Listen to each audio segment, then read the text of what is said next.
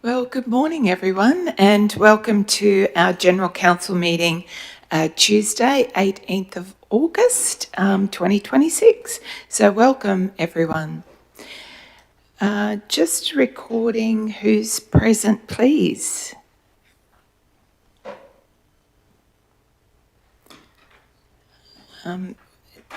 Councillor Newman isn't here as yet. Oh, yep, she is. Thank you. Morning. Okay, so recording all those present. Thank you. Any apologies or leaves of absence, councillors? No. Moving on to item 3, acknowledgement of country. So I wish to acknowledge the traditional custodians of the land on which we work and live and recognise their continuing connection to land, water and community. We pay our respects to elders past and present. Moving on to our agenda item 4, which is our opening prayer. And today we welcome Pastor John Sefton from the Emerald Christian Assembly to do our opening prayer this morning. Welcome, Pastor. Thanks very much for the welcome. On behalf of the Emerald Churches Together, we do appreciate the opportunity to come and share in the openings of your meetings. The Emerald Churches, I'm currently serving as the chairman of the Emerald Churches Together. I'm not too sure whether you're familiar with that term, but it's the term we use to describe the meetings of the majority of the church leaders in the town who meet together regularly, just to encourage one another and to discuss ways in which we can cooperate and work together to not just help our church congregations, but the wider community as well. And of course, you as councillors have the very difficult task of trying to determine how to allocate very finite resources to the competing demands and needs and possibilities, opportunities that are available in the Central Highlands region, which really is having lived here for over 40 years, is a wonderful community to be part of.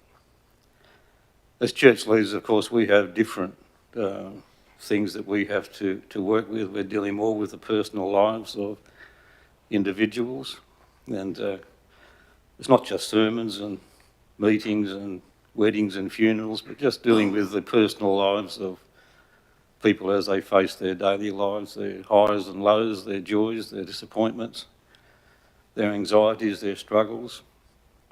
In fact, as I go home today, I'll be speaking with a lady who rang just yesterday and struggled to admit that she needed help, having had to leave an employment situation with a very toxic environment, now being out of cash, having to pay rent. And so these are the kind of issues that we as a church leaders have to help people in difficult circumstances. And for all of those things, we all need wisdom. We all need insight. We all need vision. And so I'd like to pray for you this morning that God would grant you a special measure of wisdom and insight and grace as you deliberate on the business matters before you today. Let's pray. Heavenly Father, I thank you for these folk, these councillors who are serving in our community. It's a great community. It's a good place to live. And I pray that you will grant them wisdom and insight and vision and grace as they deliberate on the business matters before them today, that they may have insight to know and to do what is best for our community. I ask these things in the name of the Lord Jesus, our Saviour. Amen. Amen. Thank you, and God bless you. Thank you, Pastor. Thank you very much. Thank you for explaining the role of the Emerald Churches Together, and thank you for your blessings and especially encouraging us to have wisdom, insight and grace and vision in our deliberations today. So thank you very much. And you have a fantastic day, and all the best in supporting the many amazing people in our community that you look after. Thank you. Thank you.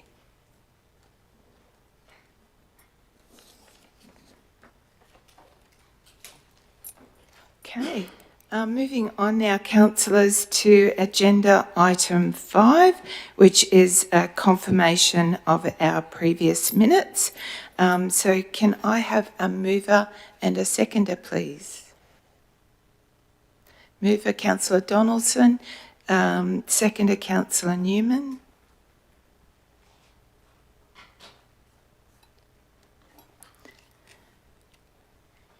Any comments or questions?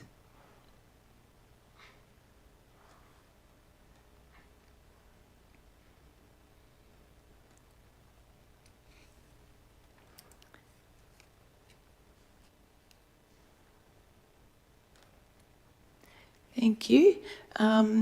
We've got a mover and a seconder, so all those in favour?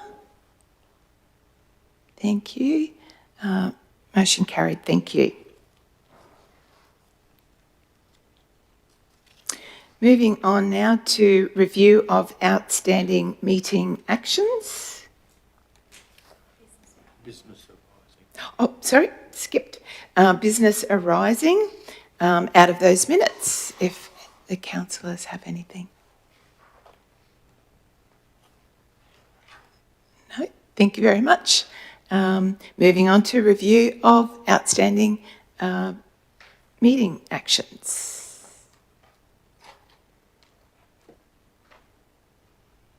Nope.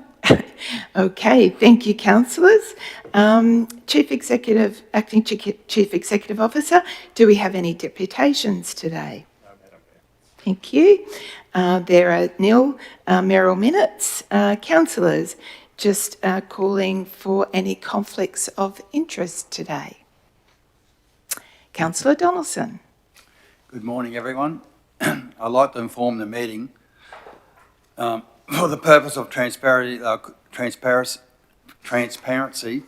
I could have a reasonably be taken that I have a perceived conflict of interest in item 12.1.2, titled Community Grants Assessment Panel Membership.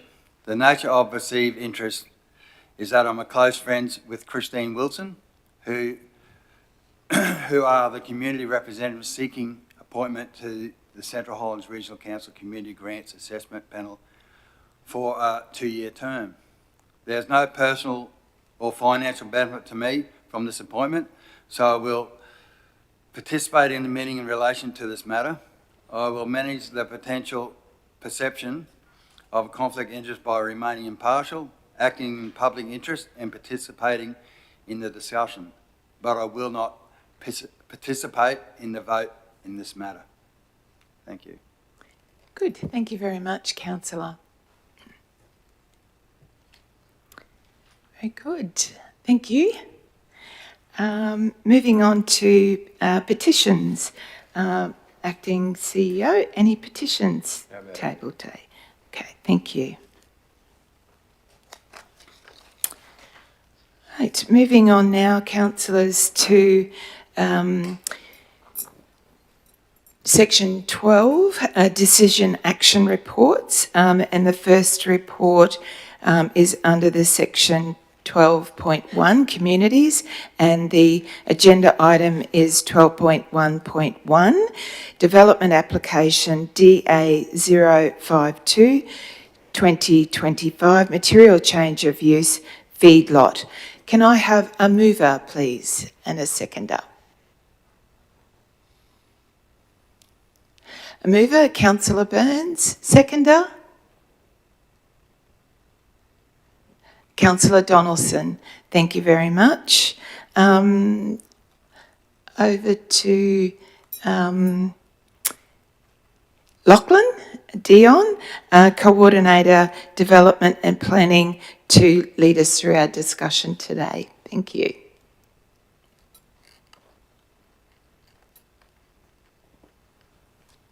Good morning, Mayor and Councillors.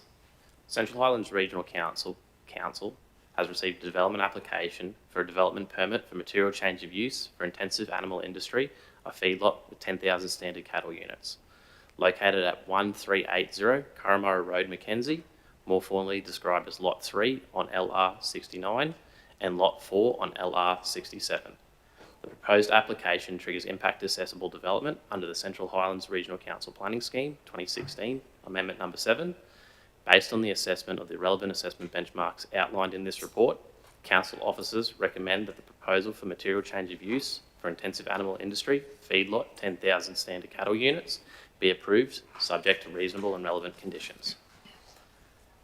A couple of key points for the Council's consideration. The 10,000 head feedlot is proposed over 3 stages, being Stage 1, 2,500 head, Stage 2, an additional 2,500 head, creating a total occupation of 5,000 head, Stage 3, an additional 5,000 head, reaching total operational capacity of 10,000 head. Council sought an external review of the associated traffic impact assessment to understand the impacts of the development on the local road network.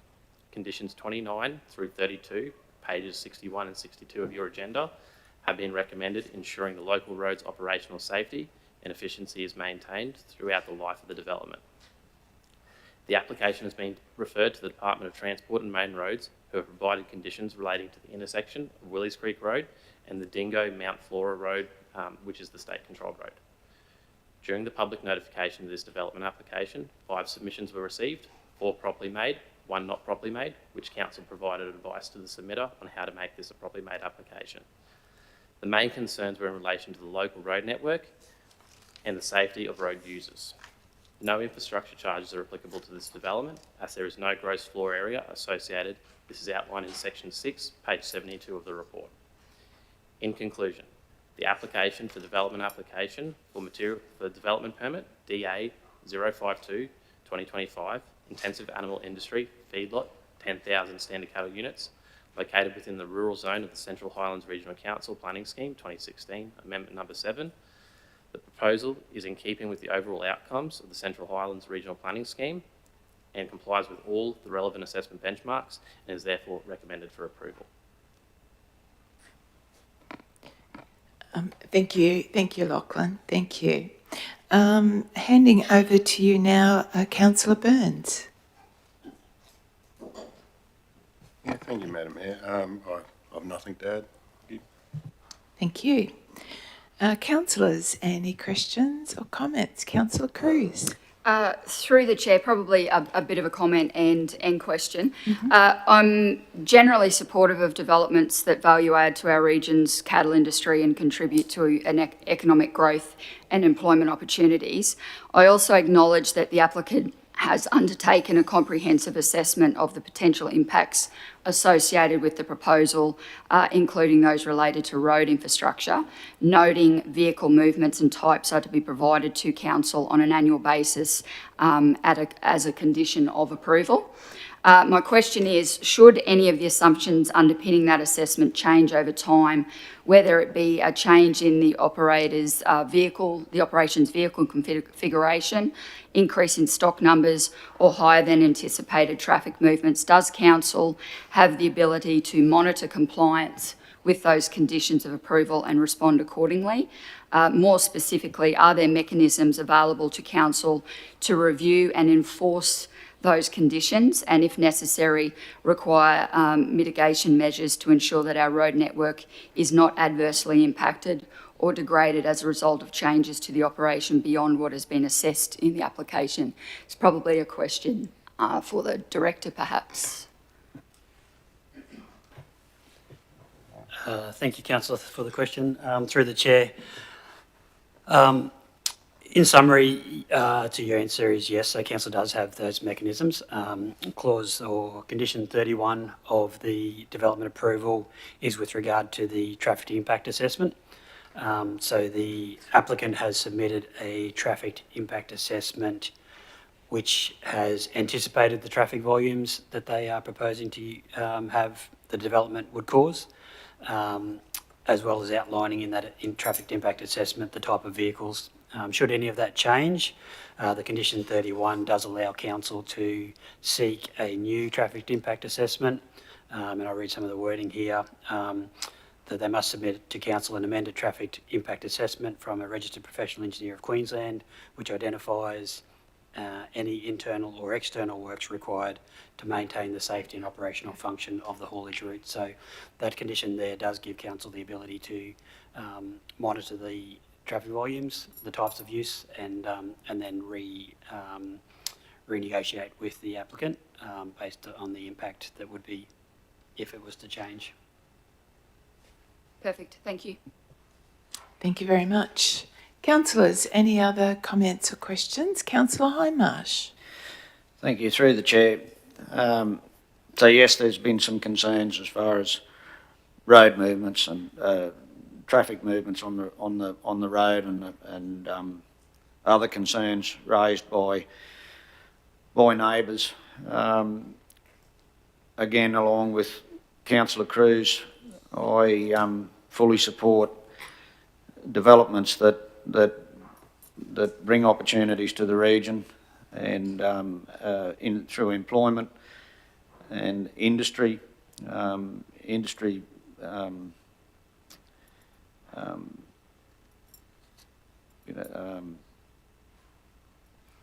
development in promoting the certain industries within the region. I've been through this development application with a fine-tooth comb. I can't find anything in there that I can hand on heart give reason to denying the application, and being fully aware that council will be monitoring and has the ability to question and ask for verification on all things to do with the application at any time. Thank you, Councillor.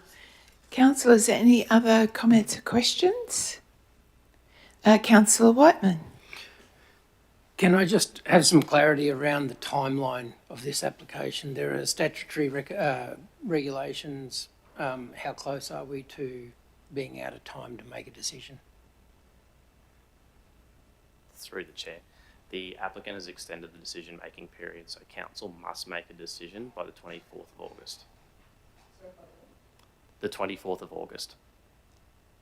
So 6 days. That's correct. Thank you, Councillor. Councillor Wilkins. I have a few concerns. Is this on a floodplain? Through the chair, the properties that the feedlot is over does have mapped flood hazard. However, both the access and the development footprint are outside the mapped flood hazard. Okay, so look, to me, it's like it's the boundary of the property. I know the actual place is quite a distance from the water. Actually, how far is it from the nearest waterway? Because on some of your pictures here, it shows like the waterway going. What image on page 65? It doesn't have the image of the proposed development on there, but to me, it seems like there's a waterway that runs very close to it. What sort of distance are we looking at? Sorry, I can't pick out the scale here. I can't see it, actually. I would have to take that question on notice, sorry, councillor. Okay. So, and then with the, sorry, Marnie, can we have page 68 up, please? Is that possible, please?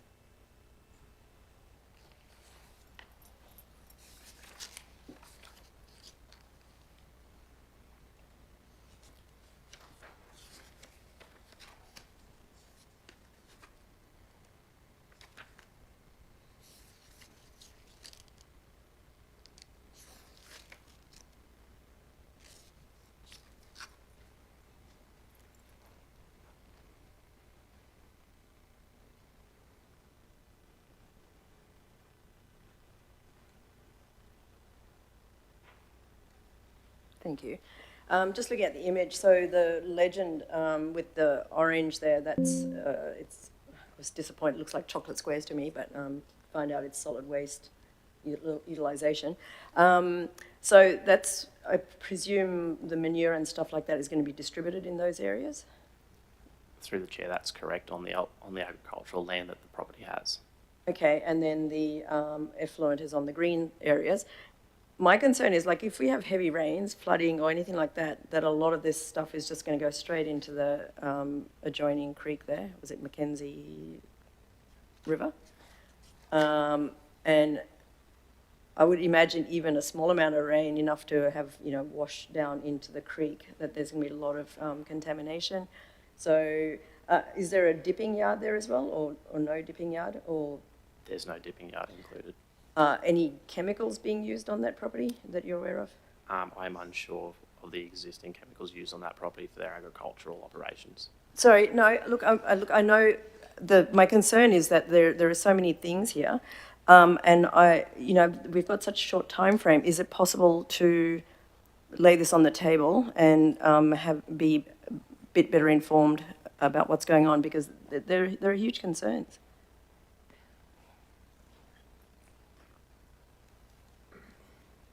Thank you. If the councillor would like to move a procedural motion that the matter lay on the table, they're welcome to at any time. There would, of course, need to be a resolution to that effect, and the majority of councillors would have to agree to that procedural motion. Councillor? The reason I would like to, because my concern is that we're caught between a rock and a hard place, and we're the ones who cop the what do you call it, the backlash of this. So I would like to move a procedural motion to lay this on the table. I know the timeline. I'm aware of the timeline. Given this a procedural motion, councillor, we don't need a seconder for that motion, but we'll now have to put it to the vote. Okay. Is that all right? Okay, so the procedural motion. At the chair's discretion, there might be some clarification that can be sought about the procedural motion. Well, my only question, at the chair's discretion, would be, can we get some broad concept of the risk to council of voting for or against that procedural motion? It's my understanding, councillors, that if you get to the end of the period on which we've got to make a decision, the applicant can treat that as a deemed refusal, is my understanding, and that's the way they could proceed.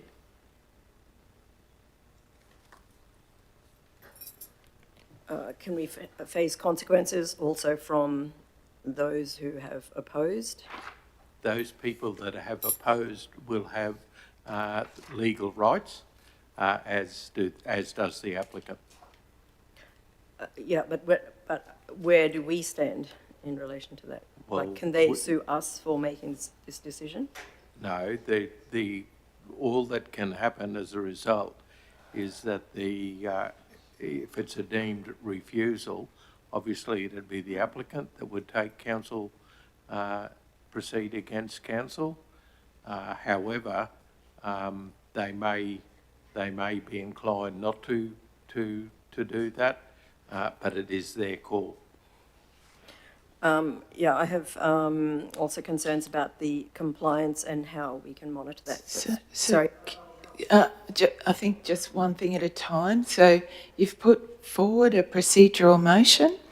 So you've moved that. We need a seconder. No, you don't need a seconder. I didn't think we did, but yeah. Okay. So all those in favour of laying the matter on the table? Thank you. All those against?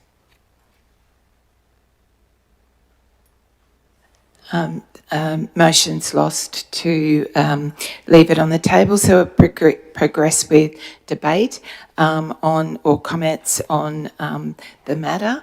So, Councillor Newman. Through the chair, I just don't know if it's possible to go into closed session for 5 minutes just to address concerns offline. No need? Okay. Sorry, Councillor, there has to be a specific reason to go into closed session. You're more than welcome to propose a motion to close the session on one of those grounds, but in the absence of one of those grounds, unfortunately, can't just move straight to closed session. So section 254J, I believe, of the reg, if there's anything that councillors would like to have regard to. Through the chair also, I've read through they've met all their compliances.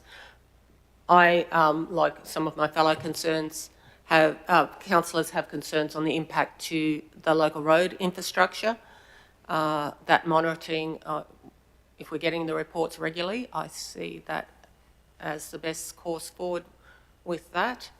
And I'm all for economic development and local job growth in the region. Okay, thank you. Councillor Donaldson. Through the chair, I've had a bit of experience with feedlots, and I can tell you now, they are highly regulated. I mean, highly regulated. They're actually through state and federal laws.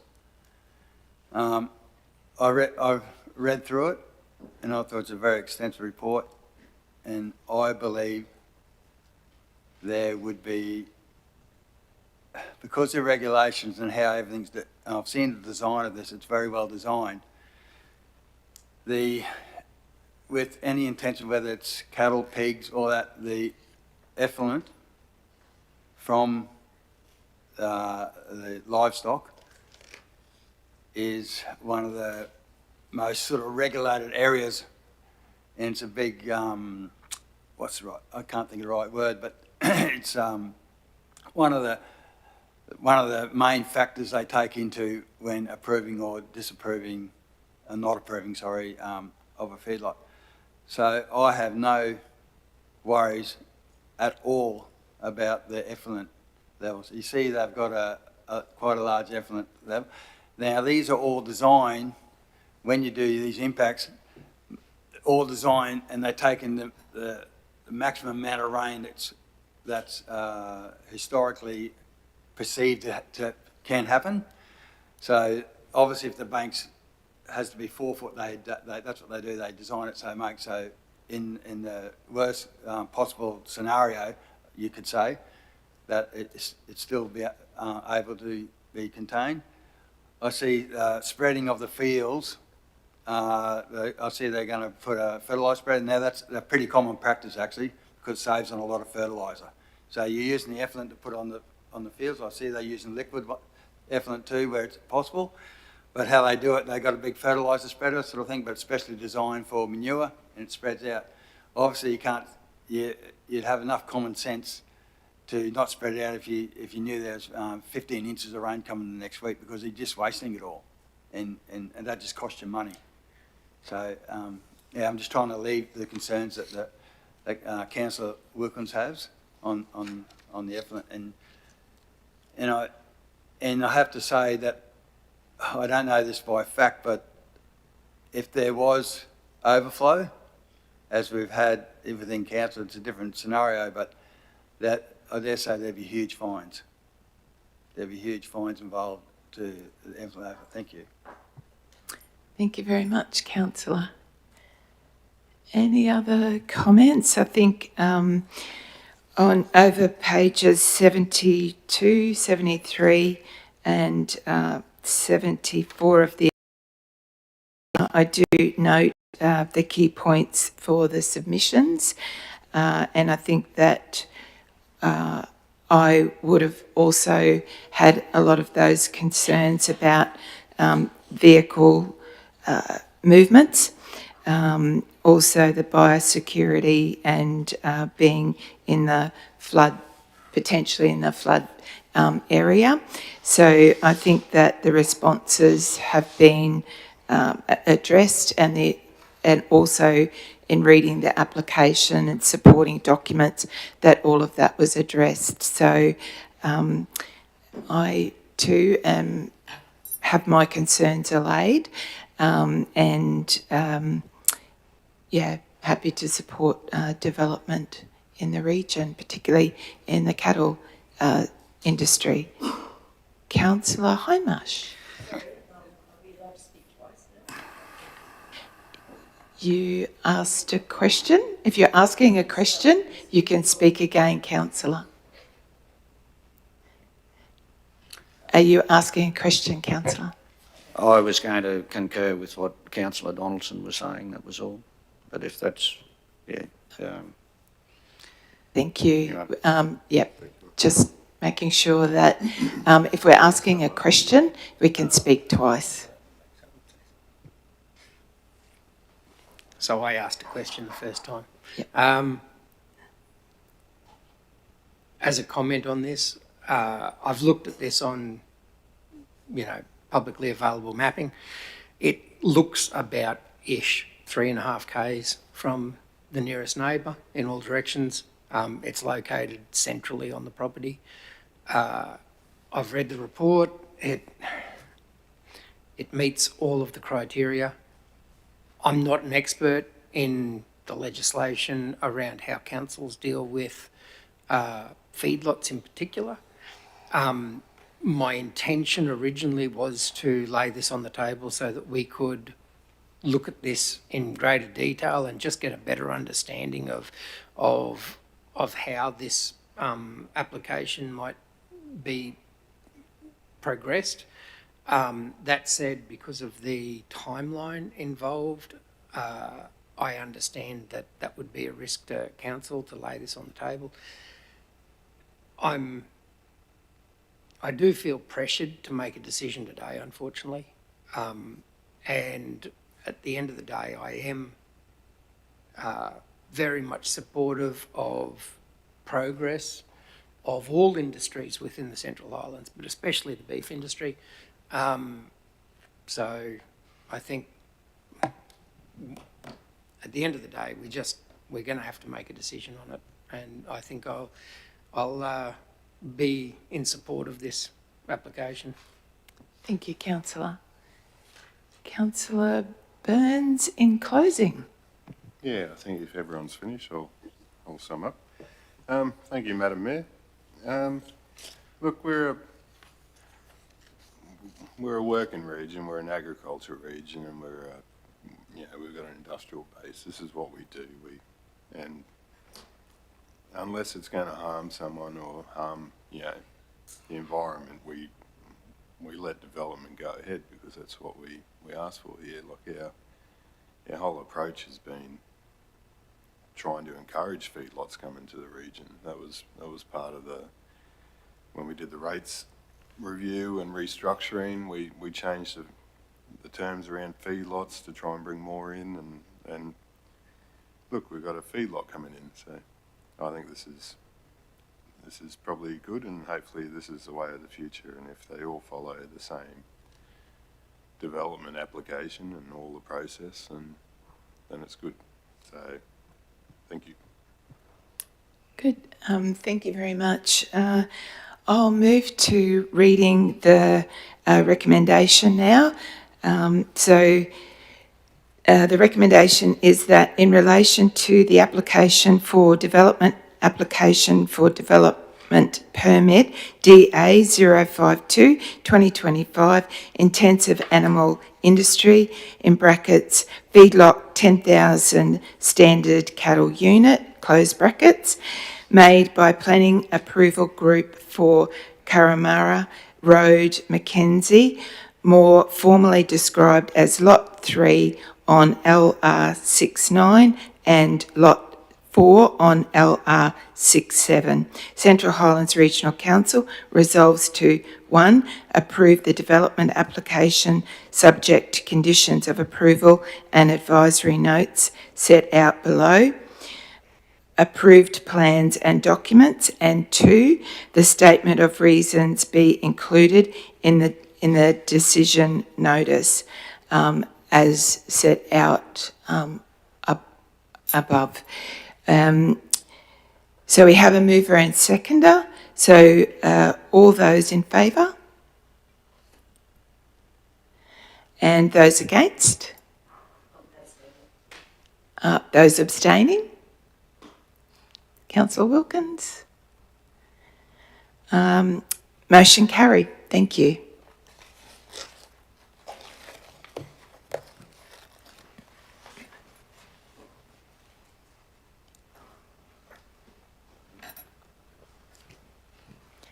Excuse me, councillors, if you've got something to ask at an open council meeting. Did you seek clarification, councillor? Oh, I was just asking Councillor Hindmarsh how come he was pretty much cut off, yet Councillor Whiteman was allowed to continue with his discussion. That was all. Okay, as per our standing orders, councillors can speak once, but if you ask a question, you can speak twice, basically. And Councillor Whiteman clarified that he asked a question previously and then asked a question and then made a comment. Yeah, no, that's okay. I just wanted to know from Councillor Hindmarsh. Thank you. Yep, thank you very much. Thank you.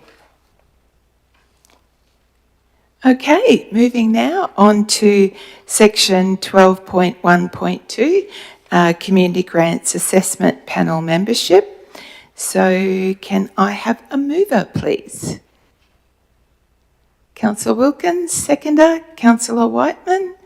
Handing over now to Trudy Avalotsky, Acting Manager, Culture, Arts and Regional Engagement. Thank you, Trudy, to lead us through the discussion on this item, please. Thank you, Mayor Moriarty.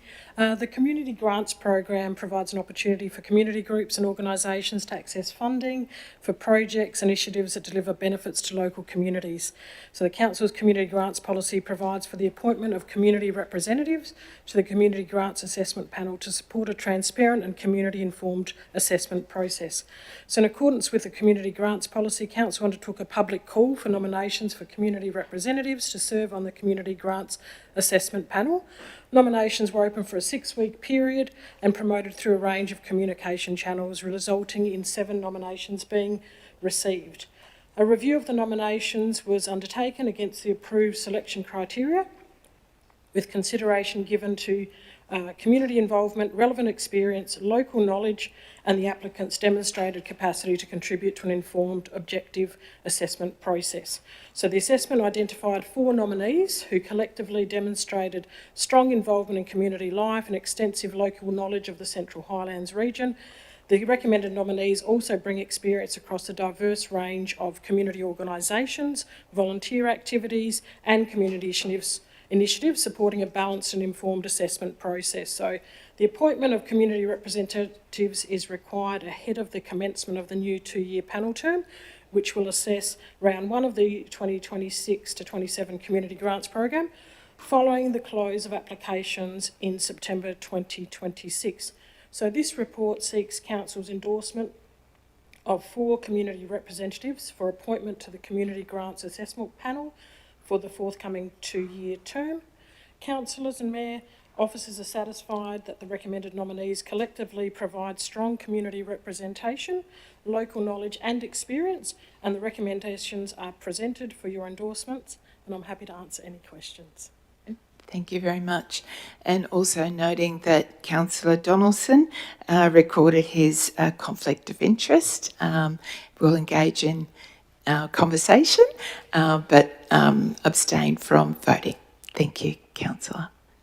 Over to Councillor Wilkins as our mover, please. Thank you, Madam Mayor.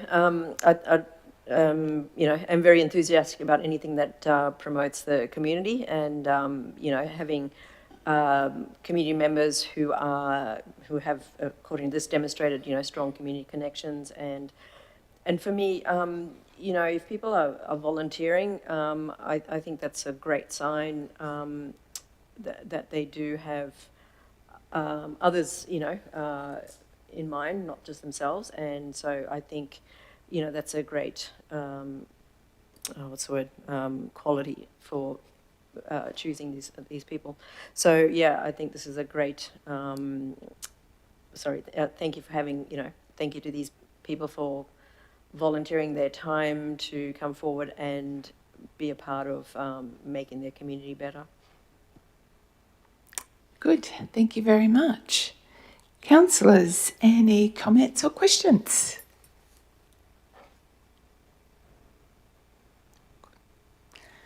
Okay, I'll read out the recommendation. Is that Central Highlands Regional Council appoints the following community representatives to the Central Highlands Regional Council Grants Assessment Panel for a 2-year period commencing upon acceptance of the appointment and signing of the Community Grants Assessment Panel Code of Conduct. 1, Christine Wilson. 2, Lee Matthews. 3, Hannah McCrowker. And 4, Karen Wilson. So we have a mover and a seconder. All those in favour? Those against? And Councillor Donaldson abstaining. Thank you very much. Motion carried. Thank you. Thank you, Trudy. Thank you.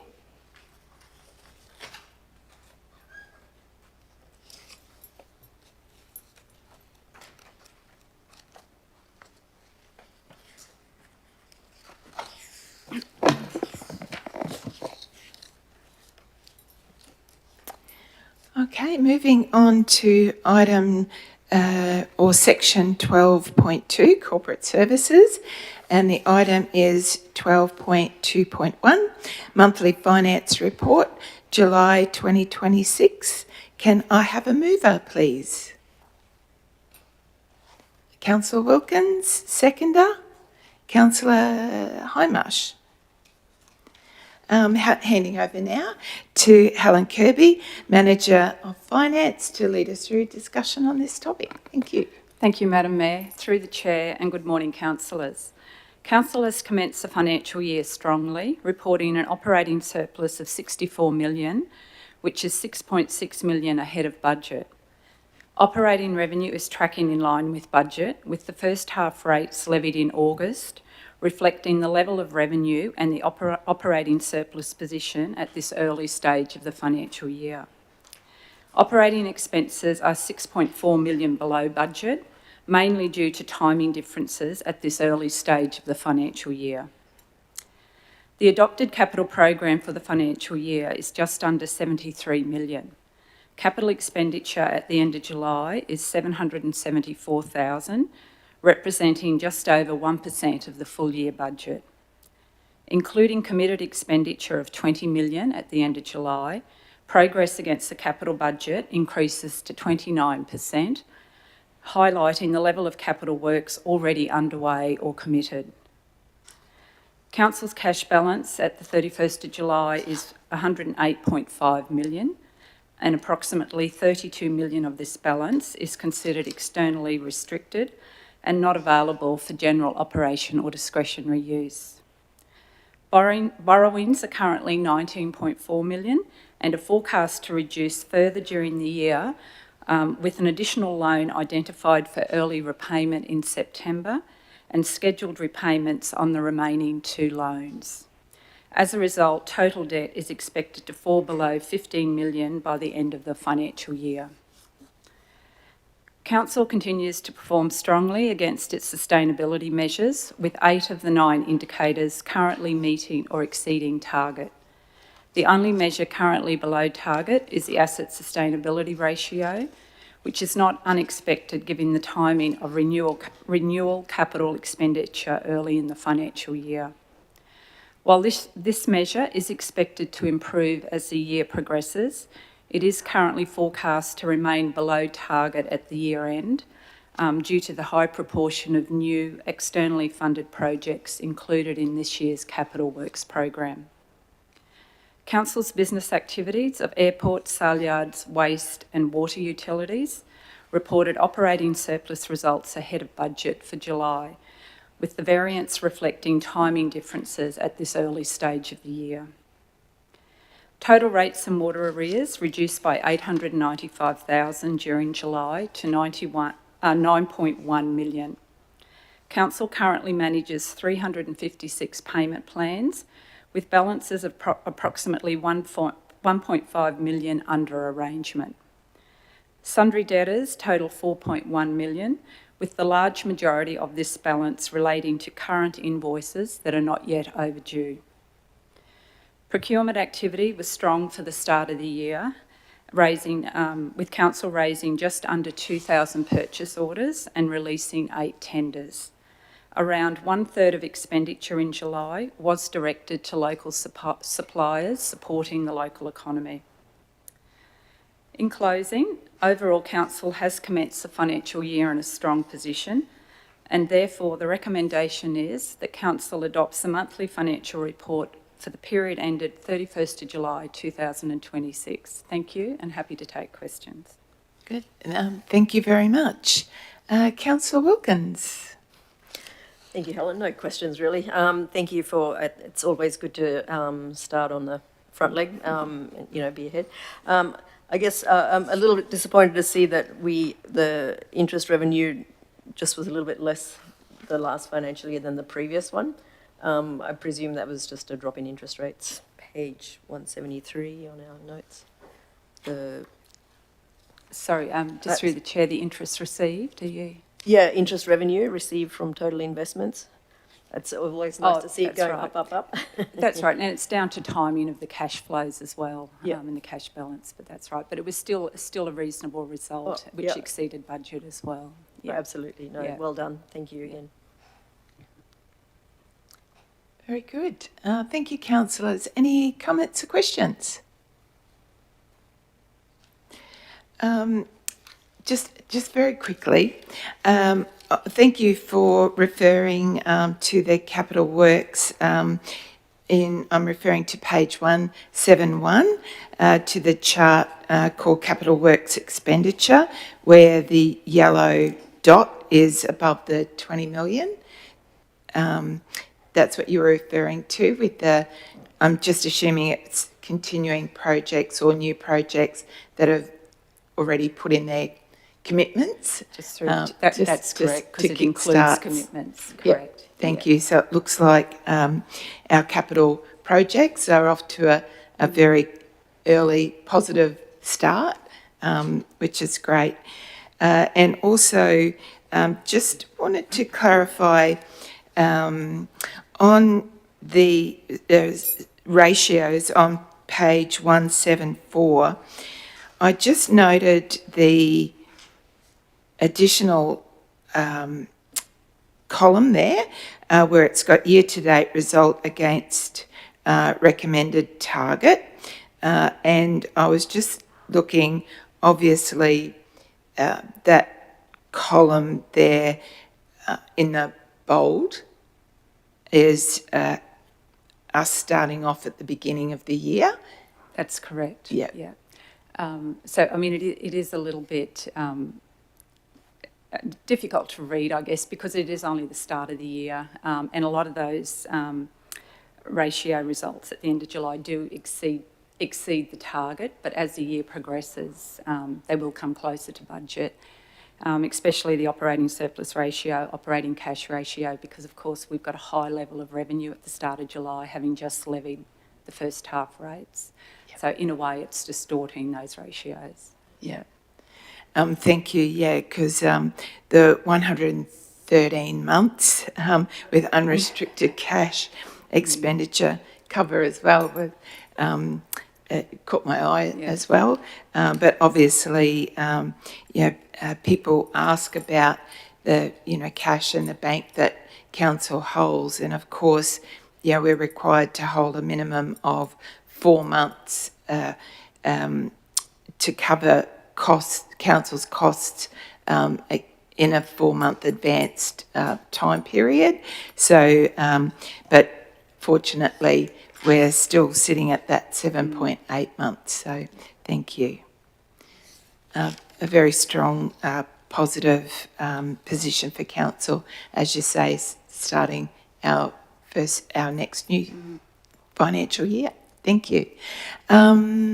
No other comments or questions. Councillor Wilkins, if you have anything extra to add. No further comment. Thank you, Madam Mayor. Thank you. So we have a mover and seconder. So the recommendation is that Central Highlands Regional Council adopts the monthly financial report for the period ended 31st of July 2026. So all those in favour? Motion carried. Thank you. Thank you, Helen.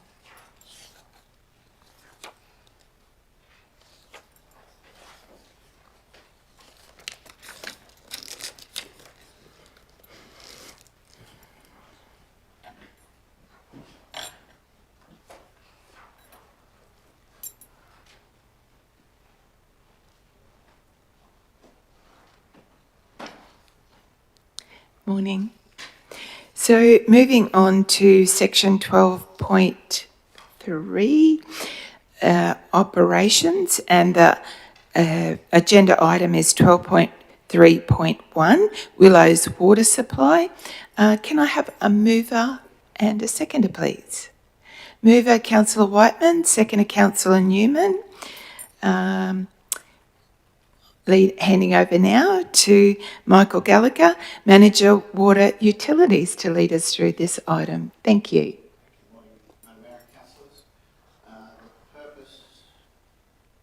I'm on now. Thank you. Appreciate it. Morning, Madam Mayor and Councillors. The purpose of this one is to essentially close out an historical resolution relating to investment in additional infrastructure for the Willows water supply. And the recommendation will be that a new resolution to guide activities relating to water infrastructure provision in Willows be raised.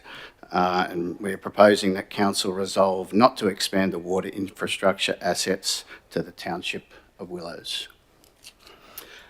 Just some background to this historical resolution. It was FISC 2017/11/14 004. This is one from 2017. It was aimed at securing the water supply in Willows and related to the provision of infrastructure for water out there.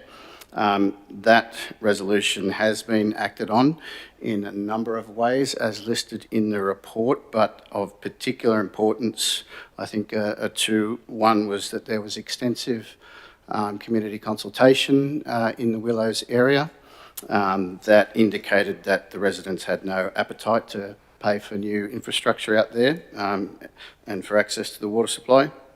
The other important one was that there was a report commissioned by and completed by AECOM that particularly focused on the costs associated with sinking bores out there or finding water through bores, and which indicated there's significant cost involved in that, and the success of it is probably limited, or there's a bit of risk in there associated with council.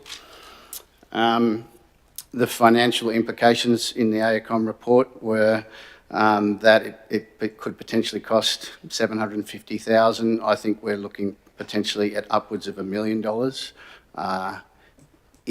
And the risk associated with that is that we would potentially not find any water through those bores anyway. So, so significant risk to council. No real appetite from the Willows residents for it. So the resolution that we're going to put forward says that we not proceed in that way. That's it. Happy to take questions on that. Thank you very much. Councillor Whiteman. Thank you. How does the people of the Willows currently access water? Yeah, it's via that. There's a mega dam out there which catches and holds their water and then fills up periodically, goes down, fills up, and they grab from there. Is that right, Jason? Yeah, I might jump in. Michael's Thank you. Relatively new to council, only about 6 months, so hasn't the detailed knowledge of the Willows. So yeah, I think it was in the 80s that the state and council constructed the dam out of the Willows. So from there, council has a pump in the dam, which pumps to a number of dams around town, and there's a firefighting tank near the Willows community hall or club or whatever it is there. So the community can access the water, the raw water from those dams. They go fill their pods up and take them back to their residents. So there's no underground infrastructure other than to the dams and to the tanks in town. Undertaking the community consultation over a period of time, it has varied at times, but the overwhelming support has been that there's no interest in the Willows community for council to provide infrastructure that would result in water charges being impacted on the community. Therefore, it's probably not feasible for council to proceed with the original resolution. I understand that. So that's raw water. How do people of the Willows access drinking water? Through the chair, there is the standpipe at Sapphire Rivervale, which they're able to cart in for drinking water or whatever other purposes they want, similar to any other rural resident. Yep. My concern and why I ask these questions is that I understand the financial implication and I understand the consultation with the Willows, but we're also under an obligation under I believe it's the right to life that includes drinking water. And as I understand it, if a decision was to bankrupt the council or to cause significant harm across the community, then that would be an applicable use of the provisions under that. But at $1 million, we're not up to that standard. I'm just wondering, like, because we already have this other mobile, a currently operating process that's working well for the people there, I take it that we're under no obligation then or no material risk associated with not moving that forward. Through the chair, with regard to that piece of legislation, I'd have to take that on notice, councillor, sorry, but what we're proposing is no change to our existing level of standard, level of service to the Willows community. We have never provided them with drinking water, and that our position is that it remains as is, and there's no further investment in expanding the water network or treating the water. Thank you. Councillor Cruz. Through the chair, mine was probably just more of a technical issue, just around the cost of the test bore drilling. Is the cost more around the actual testing of it or the drilling of it? Because obviously I'm thinking, is it a different casing? Like, yeah. if we were to do it, which, obviously this is where we're not going there because of the cost. But is it different casing? Where does the cost actually lie? Because obviously I'm thinking in my mind, like every time you put a bore down for cattle and stuff like that, essentially doesn't cost that, but just to get my head around just those figures, please. Through the chair, the municipal bores are a different beast to your cattle bores. I think they might cost in the order of 5 to 15K to sink a bore for one of those types, but the municipal ones are significantly bigger. There's a bigger hole required to drill. You're looking at 30 to 50 metres down. The pump size and the casings are significantly larger. There's proving that's required in it. There's fill around the outside of it that filters. So it's definitely a different beast to your standard stock bores. Yeah, no, perfect. Because I was just going to say, I think a lot of people that may be listening or understanding is probably, conflating the two as well. So it's just good to have that difference? Thank you. Yeah, through the chair, I think the report also referred to like a bore field, so it's not just one single bore. So from a reliability point of view, the locations were not all directly where we needed them. They were kilometres away in some cases and needed the infrastructure to pipe the water back as well.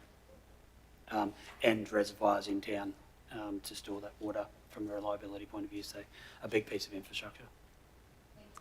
Thank you. Councillor Newman. Through the chair, a couple of things. Actually, a question first. Do we maintain that current equipment that restocks their existing water supply for raw water to the willows? Sorry, I thought it was another bit. Yeah, I'll finish with the second one. So I'll just do the question first. Yeah, through the chair, yes. So council recently replaced that pump, and we maintain the pump and the tanks And the council ongoing infrastructure as well. Yeah, and I'm happy to support this in the fact that I know that the Willows community don't want to go to a user pay system. My only concern is, can we also add the element of, as long as that excludes whatever may be required for a future dump point? I assume there'll be a water component with that, so I don't want to lose that additional wish of the Willows community. Thank you. Thank you. Councillor Donaldson. I thought I'd better make a comment since I live quite close to the Willows. It's like the Willows, the people choose to, and that's a sort of like, how can I say this, a part of the deal that for the rainwater, I pass them all the time with their pods and that for the rainwater, for the drinkable water. They either have tanks, just like any person in the bush that has tanks, run off that. The raw water's there for all the other things, the gardens and all that sort of thing. And the Willows residents, as far as I could see, in talking to people, they're quite happy with that. So if you were to move there, it's just the understanding that you have to supply your own water. It's not like it's going to tap. And there's a lot of older residents there. So I think they're happy with, they all got limited budgets. If we put the rainwater system, some sort of trickle-aided system there, the cost would be, I don't think they'd be very happy, to be truthful. There was something else, but I can't quite remember. Sorry. Yeah, thank you. Thank you, Councillor. Councillor Wilkins. Sorry, just to clarify, so when you say the residents, don't want to pay for the new infrastructure, I presume like any new infrastructure is going to be, everyone every ratepayer is going to be paying towards it. So I presume it's just that they don't want to pay for ongoing rates. Is that the? I think it was ongoing, through the chair, ongoing, and any contributions to the infrastructure itself. Yes. Thank you. The contribution to infrastructure and then the amount of water that they use as well. So the two. I think, just to clarify that, council have spoken to the community, so we're acting on their wishes, and council does have infrastructure out there to support supply of water, and also, again, if it was the community's wish to progress potable water solutions or more potable water solutions, council would be considering that in the future. Now, back over to Councillor Whiteman to close out. Yeah, I just like to acknowledge that the people who live at the Willows, it's a very unique community, and a lot of the people who live there have moved there for the specific reason that it's a very low cost community for them too, as far as council rates and council charges go. And I think that it is very important that we respect their wishes. I'm happy with the process as it currently is. I think the people of the Willows in general, there are certainly people who would appreciate piped water, but they would rather have the current system rather than paying for the water charges. And I think that, well, for me anyway, that it's important that we respect their views and their wishes on that subject. Good. Thank you very much. So we have a mover and seconder. Just to read the recommendation again, that the Central Highlands Regional Council resolve not to expand the water infrastructure assets to the township of the Willows. So all those in favour? Motion carried. Thank you very much.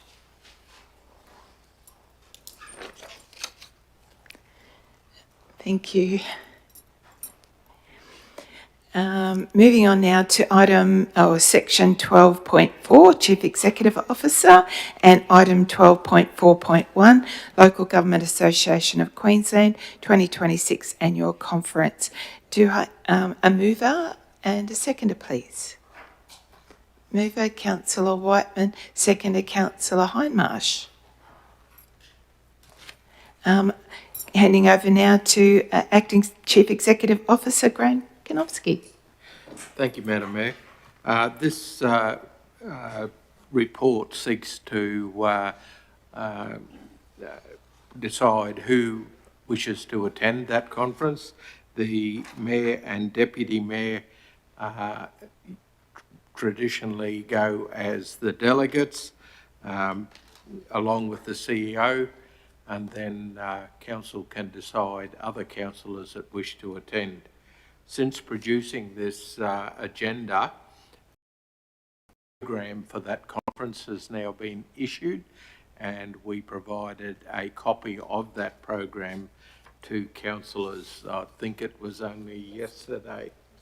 Yeah, so if you haven't looked at your emails recently, but the program's now out.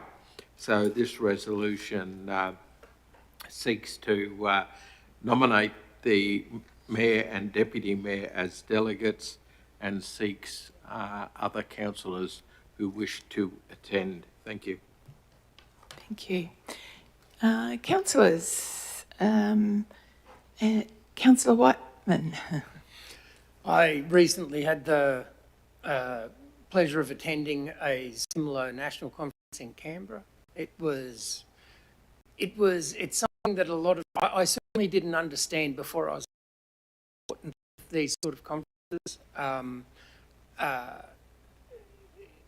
There's a lot of councils in Queensland and nationally that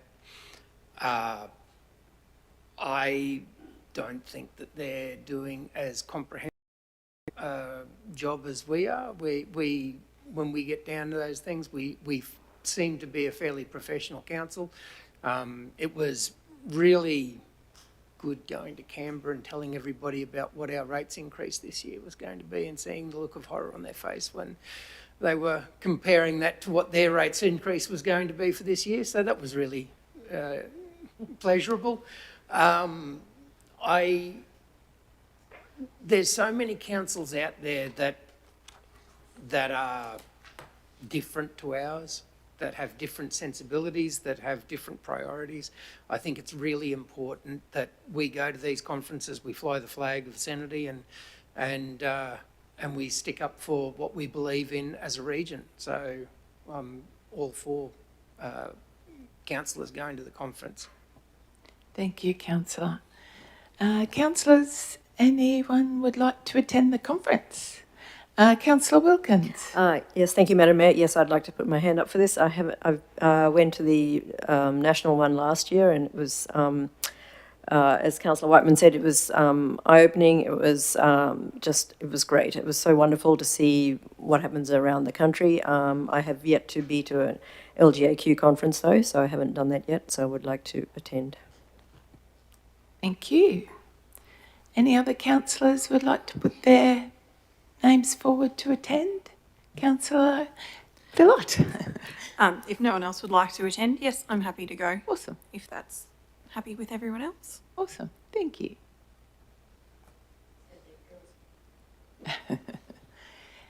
Okay.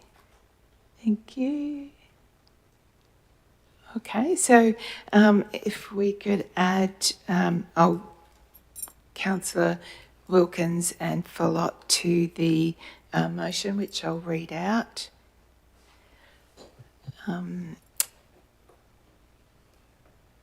Okay, you're happy, Councillor Whiteman, if we read out the resolution?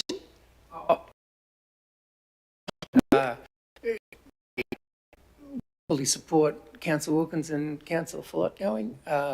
Congratulations, Councillor. I think that you will, certainly for myself, the first time I attended one of these local government conferences, it was eye-opening. You will find that the things that you think of as just being something that's a normal, everyday, common sense approach to whatever the issue will not be normal, everyday or common sense for a lot of other people. Congratulations, and I wish you all the best there. Thank you. Thank you very much. Okay.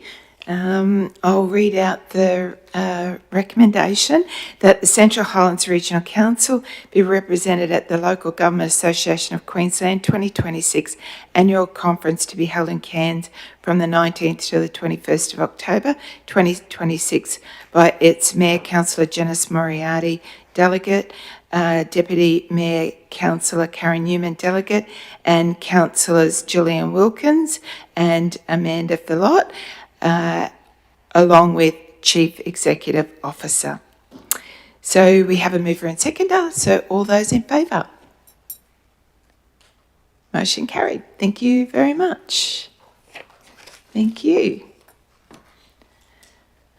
Okay, moving on now to section 13, decision action reports, closed session. So this is a closed session report. The item is 13.1, appointment of Chief Executive Officer. This is a closed session report. The report is confidential under section 254J3A of the Local Government Regulation 2012, which permits the council meeting to be closed to the public to discuss A, the appointment, discipline or dismissal of the Chief Executive Officer. So can I have a mover and seconder, please? Mover, Councillor Burns. Seconder, Councillor Whiteman. All those in favour to move into closed session? Thank you.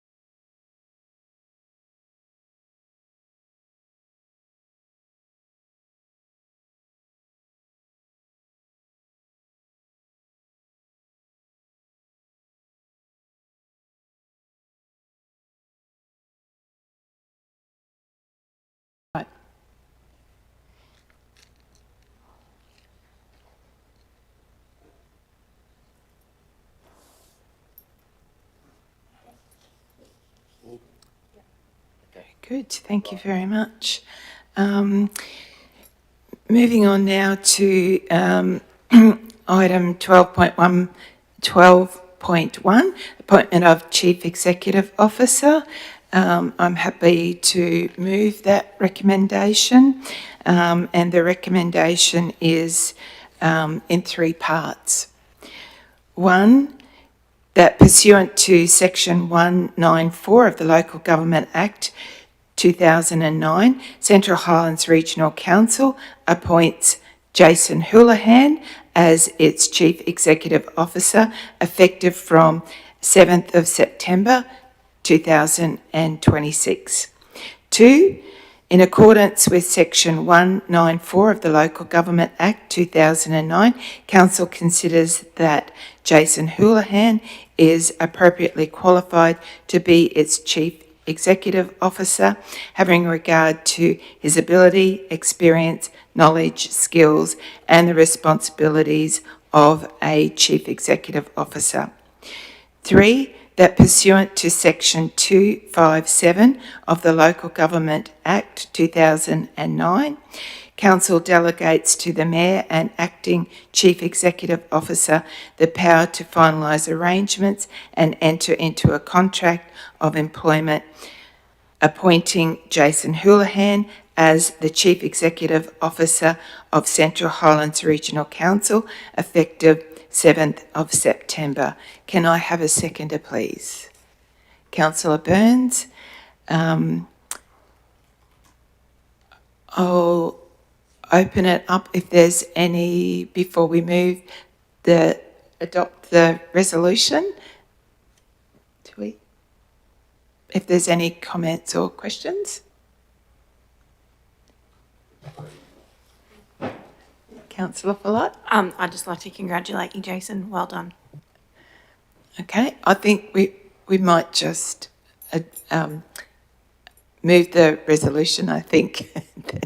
I'll open it up again for comments, if that's all right. So, all those in favour? Motion carried. And congratulations, Jason. Welcome aboard. Thank you. Councillors? They're all smiling. So thank you, Jason. This is, and we welcome you as our new CEO for Central Highlands Regional Council. Thank you, Madam Mayor. Look, I understand the importance of the role and the stability that the Chief Executive Officer can provide to this organisation and to our region. I'm excited to take on the role and look forward to working with the councillors, the staff and the community to continue to achieve positive outcomes for our region. So looking forward to it. Thank you. Thanks for your support. Very good. Thank you very much.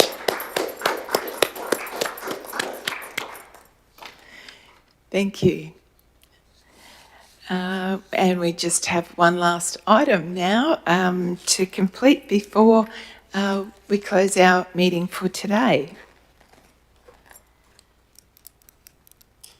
So, section 14, information reports, section 14.1, communities, and the item number is 14.1.1, record of proceedings, Central Highlands Arts and Cultural Advisory Committee planning meeting, 12th of June 2026.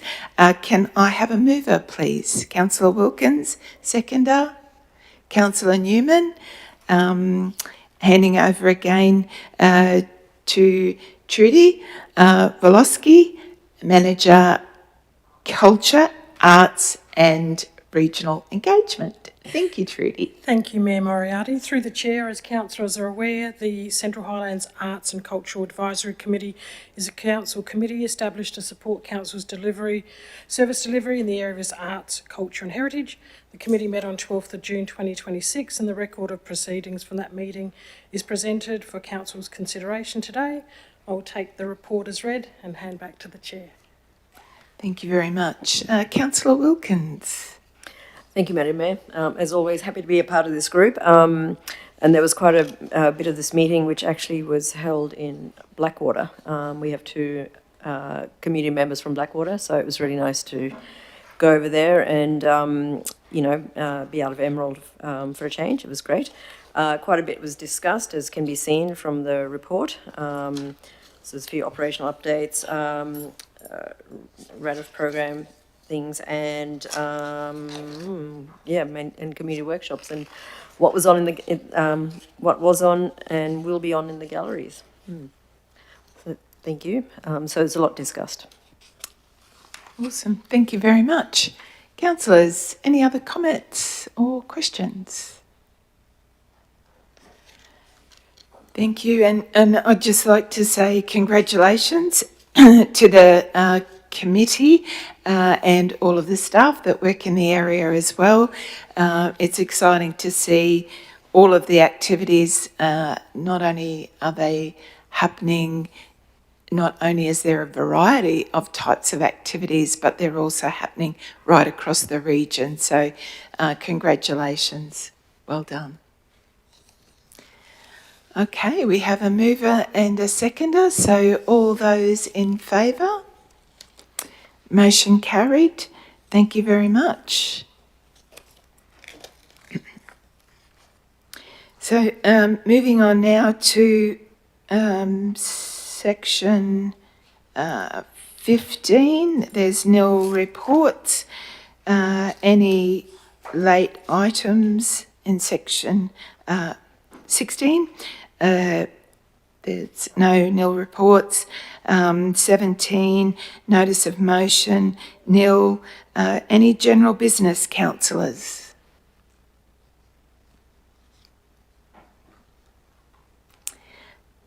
Okay, moving on to section 19, community acknowledgements. Councillors, if there's any items there. Councillor Wilkins. Why not? Just like to acknowledge and I don't mean to just acknowledge just one aspect of the Art Attack Festival, but I was at the Springshaw Magic Mountain Creative Muster, and it was such an amazing event, so well attended. I think everything was booked out. It was a really wonderful event, and hopefully they will continue. Very good, thank you. Councillor Cruz. Through the chair, I just probably wanted to acknowledge the Jewel of the Gemfields event that was held recently with the Lapidary Club. Michelle, Deb and their merry crew of volunteers did an exceptional job out there once again. I think there was 326 sites.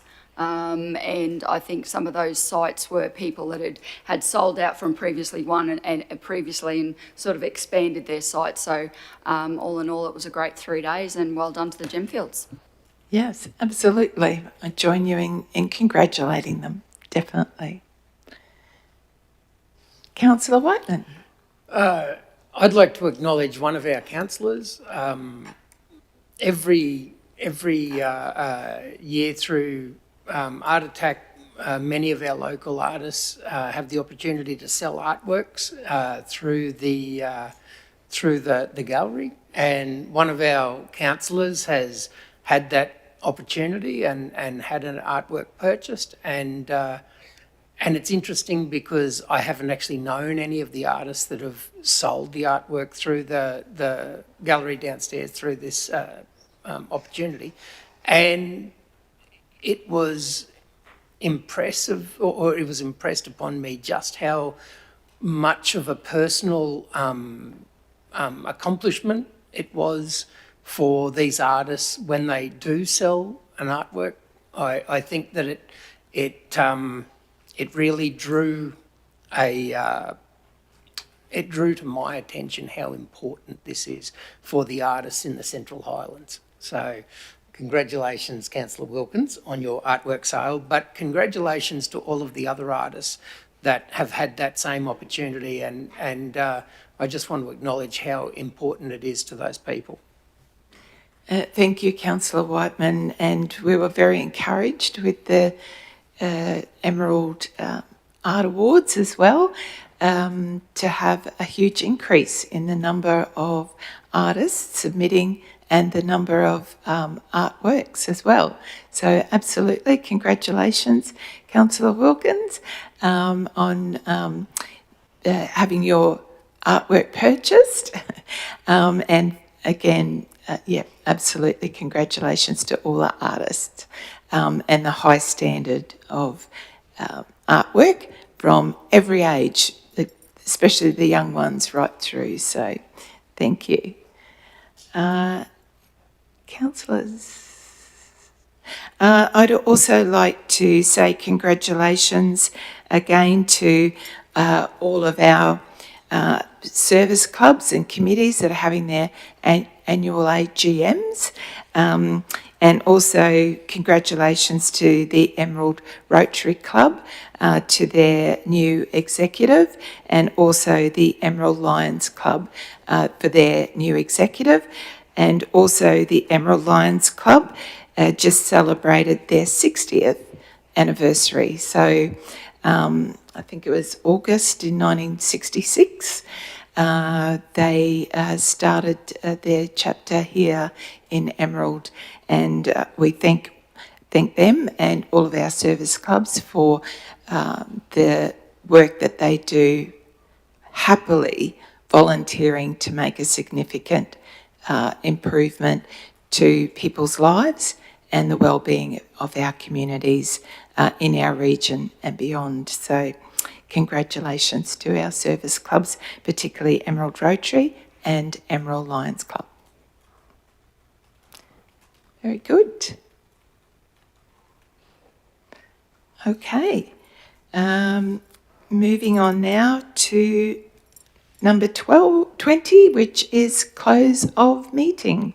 So I declare our meeting closed at 10:56 a.m.